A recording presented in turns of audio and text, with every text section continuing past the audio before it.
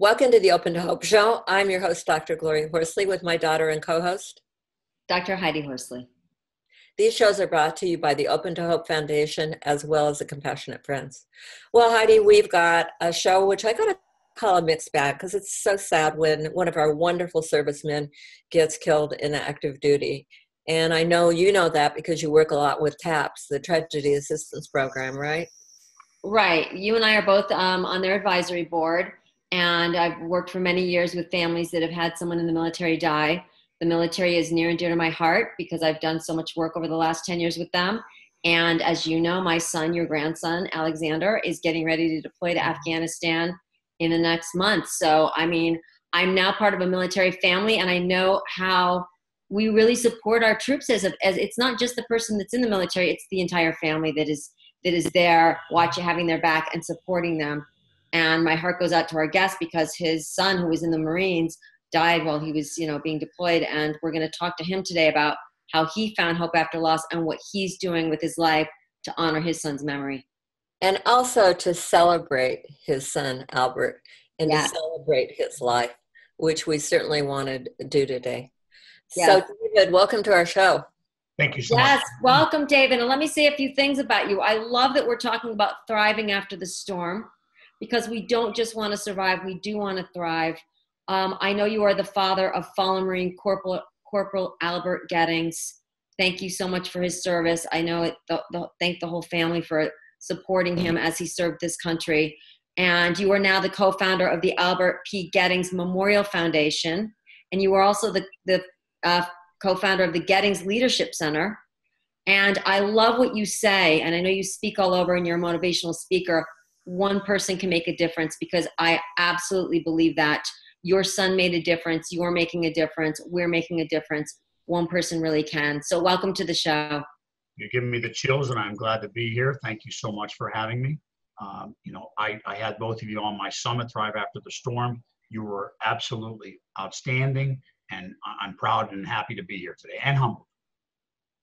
Well, tell us something about Albert and the tell us who he was and the circumstances around how he died, because I think it's really, he was an outstanding young man.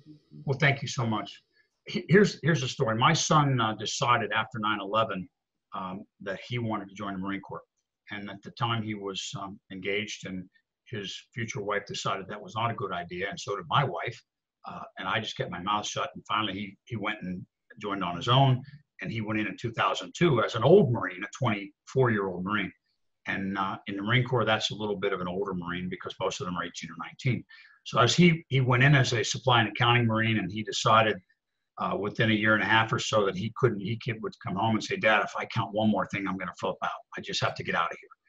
So he kept saying, only talking to me, he didn't talk to his mother. So basically he would say to me, "How do I get out, Dad?" And I said, "Albert, I don't know. I'm not a military person. I don't understand all this kind of stuff." And he would say, "What do you think?" And I'd say, "Well, you've got to find a way to get your commanding officer to tell you how to do this." So he finally got the commanding officer to say that if he would try out for recon, he would try to let him out, telling my son that he would never make recon. So he was going to sit in that corner and do his job and go home in 2 years. And now, David, what is recon for those that don't know what it is? Reconnaissance Marines, it's scout, sniper, and reconnaissance, that kind of thing. Okay.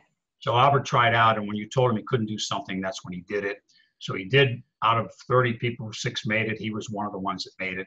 Wow. He came out into recon, and actually he wanted to get into an infantry unit. So he finally worked his way down into the 2nd Battalion, 6th Marines out of a Fox Company out of Camp Lejeune, North Carolina.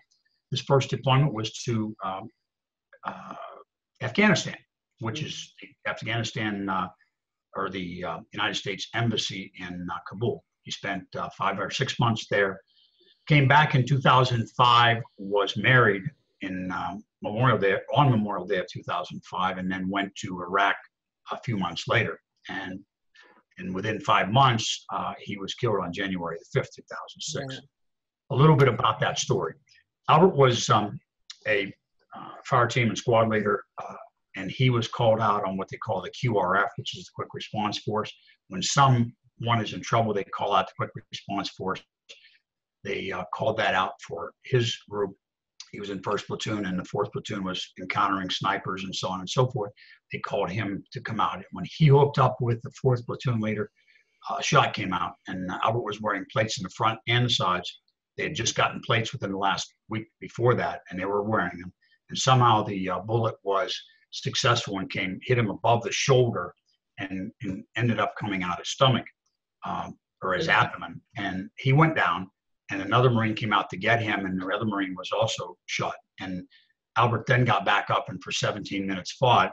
I don't know whether he knew he was mortally wounded. It wouldn't have mattered. My son had a tremendous amount of grit in him, and consequently, after that, they thought he was, just hit into plates. He then picked the other guy up, took him into a courtyard, and collapsed. They got them to the surgical center in the magical hour, and they came out and told the guys that were there that Albert was going to make it, but the other gentleman probably would not, and they were asking for blood. Unfortunately, they couldn't find out where the bleeding was coming from Albert. 20 minutes later, they came out and said Albert died and the other gentleman lived. Wow. So you just never know those kind of things. So Albert saved his life. Yeah, and he also was trying to keep the other group from becoming part of a crossfire, because they didn't know exactly what was happening, where the sniper was and what they were doing. They found out afterwards that it probably was in the trunk of a car, and the car probably drove off, but you don't know those things in a battle situation. Wow. But that's why I say on January 5th, one Marine made a difference. And had he not been there, we don't know what would have happened. But at that particular point, we take the position that he did make a difference on that day, and that's what we try to say. And we, as you said, Heidi, we try to look and say everybody can make a difference if they really look inside themselves and understand who they really are. Albert was put up for the Silver Star in 2006, and he was downgraded to a Bronze Star with a Combat V, which is the 4th highest medal. It took us 10 years, and then last July, at the 100th anniversary of the battalion, 2nd Battalion, 6th Marines, they upgraded his medal to a Silver Star, which is the 3rd highest medal in the military medal system. And General Joseph P. Dunford Jr., the chairman of the Joint Chiefs, was the presenter, which was phenomenal. Wow. And the reason was he was the battalion commander of 2nd Battalion, 6th Marines 25 years ago. So he was coming back to celebrate that situation in their 100th anniversary. And we just happened to be part of that wonderful celebration. Wonderful. Now you are a CPA, and you're controller of Lawrence County. Correct. And you're a singer, a songwriter. Actually, I met my wife in a band. She was, her cousin and I were in a band together, and that's how we met. And we're coming up on our 45th anniversary, so we're blessed. What's your band name? It was Retrospection way back in, I won't even go into the year, it's a long time ago. And consequently, her cousin played the organ. I was the drummer singer, and there was a couple other guys. So we had a great time. And I've been, a musician all my life, sort of a hack musician, but I've been a musician all my life. And then I was blessed with her cousin, married a musician, a real musician, much more qualified than I. And he and I are the ones basically when I found out in 2016 I had mantle cell lymphoma. And when I would get my treatments, I would end up taking a steroid on Monday and getting my final chemo on Tuesday. And I couldn't sleep on Monday evening into Tuesday morning. So I'd get up, and somehow the good Lord or whoever was reciting songs in my head, and I would write them down, sing them on my iPhone, and then Doug would take them and make the real songs out of them. So it's pretty amazing. So we're going to play one right now called Honor Those Who Serve. We're going to play a part of it. The song Honor Those Who Serve is basically, it's the story of my son going to the Marine Corps. And it's the story of people and saying we want to honor the people who serve us. It can be military. It can also be first responders, police, firemen, all of those kind of things. And as we look at this, it starts out, today my son went off to war. The few, the proud, he joined the Corps to make a stand. And it goes on. And then the chorus is honor those who serve, the selfless men and women. Honor those who serve, protect democracy. Honor those who serve. Some paid the price of freedom. They protect our values. They fight for you and me. So that's the kind of situation that came out. That's the first song that came out, and a number of others have came out. One's called "Heal Me, Soothe Me." Another one's called "I Got Your Six." In the military, your back is your six. So consequently, a lot of things that deal with the military or first responders and people who serve us.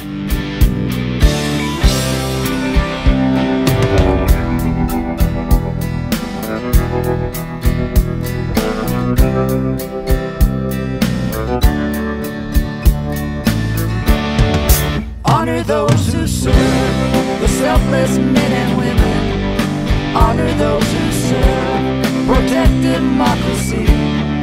Honor those who serve, some pay the price of freedom. They protect our values and fight for you and me.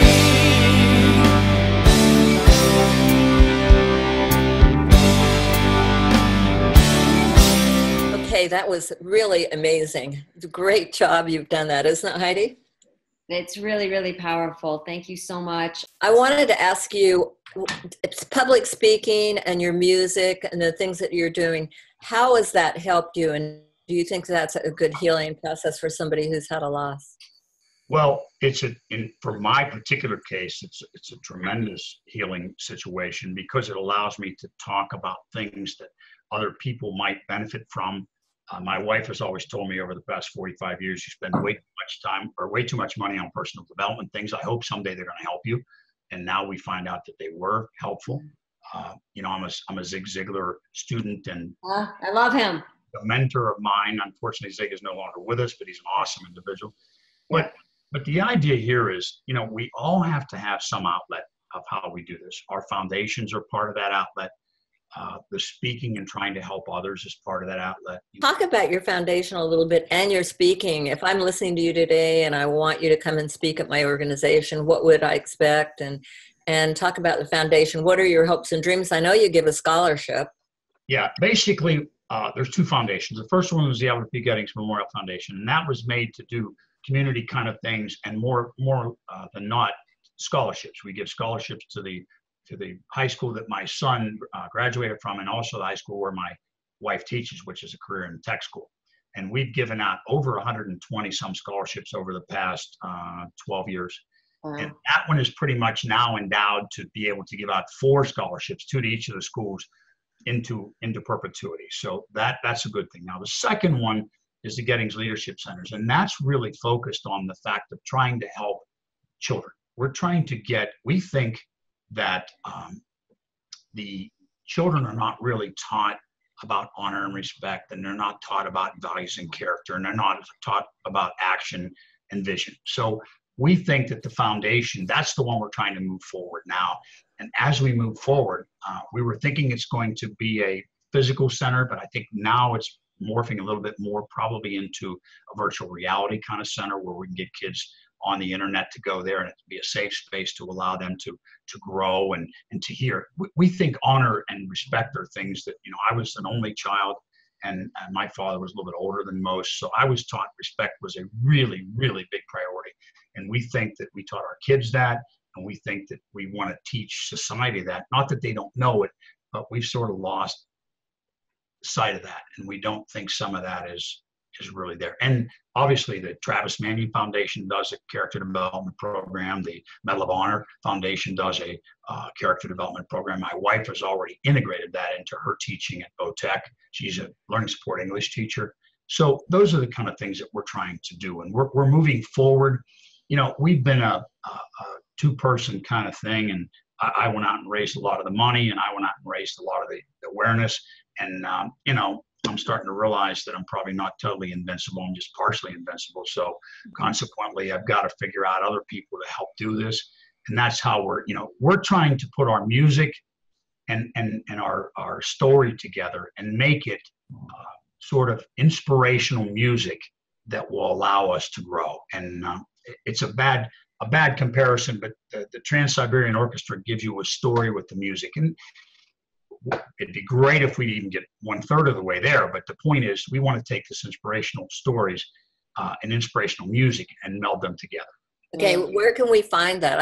I loved your song, and how can we get your CD or whatever? Well, that's one of the things that we need to have that happen is you probably need to get us at the Gettings Leadership Center And that would be at, I think it's info@gettingsleadership.com. Thank you so much for being on the show today. Thank you so much for everything you're doing. Albert was and is a hero, and I feel like you are continuing his legacy through all the work that you are doing. So thank you so much. Thank you, ladies, and I appreciate your time, your effort, and thank you for having me on. Thank you. And thanks everybody for watching this video. And we want to remind you, as David said earlier, that if you've lost hope, please lean on ours until you find your own, and God bless.